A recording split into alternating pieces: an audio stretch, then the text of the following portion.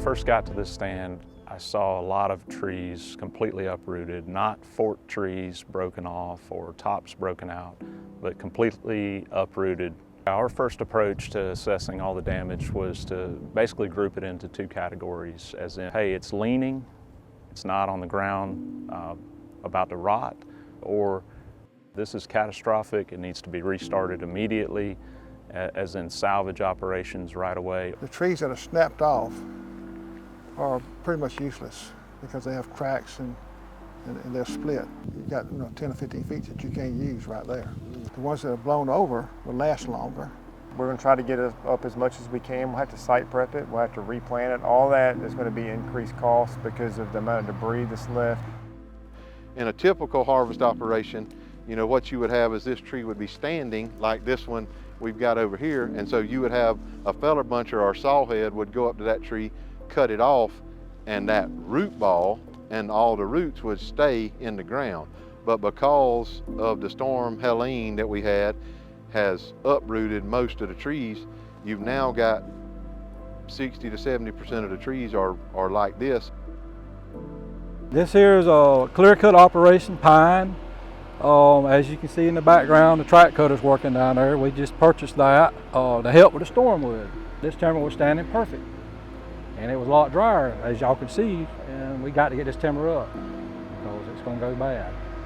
And we got limited time to do this then, but if it hadn't been blowed down, we'd be running a rubber tire today and be twice as fast because this timber is blowed down. It's all kind of directions. It's like you throw the box of matches up.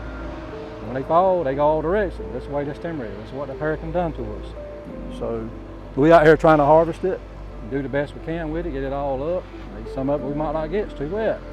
Yes, I had to spend a fortune of my money to buy this machine. I had another machine purchased to help it. It shouldn't be like, but it is. And an operation like this, it takes a lot of money.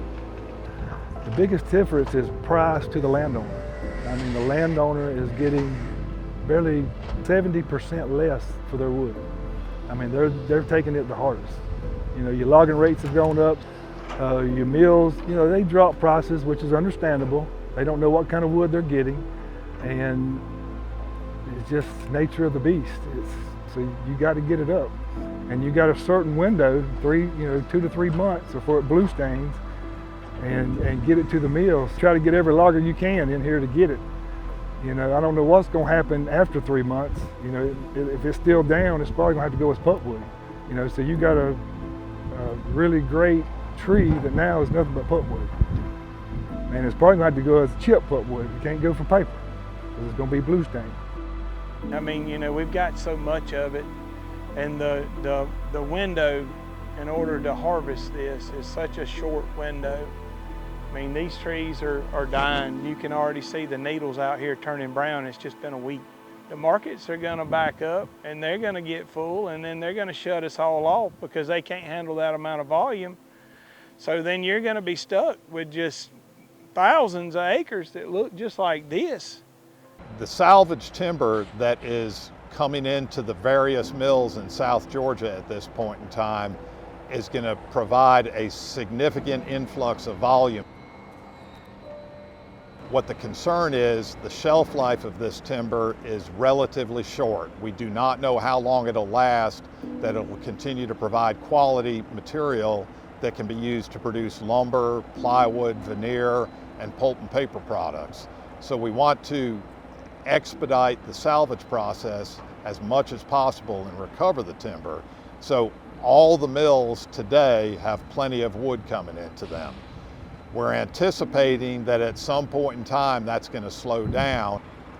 The vast majority of the inventory in the forest that was adversely impacted by the wind and the hurricane was older timber, timber that was typically destined for sawmills. And the forest products industry as a whole expects to see a lower supply of this older timber coming out of this 20 to 30 mile swath that goes from Valdosta up to Augusta. The forest products community, from the forest landowners to the supply chain to the manufacturing operations, tends to be a very independent, hardworking group of people and they tend to like to stand on their own feet. But following this natural disaster, there are definitely some things that can support the short-term and long-term needs of the forest landowners in the community.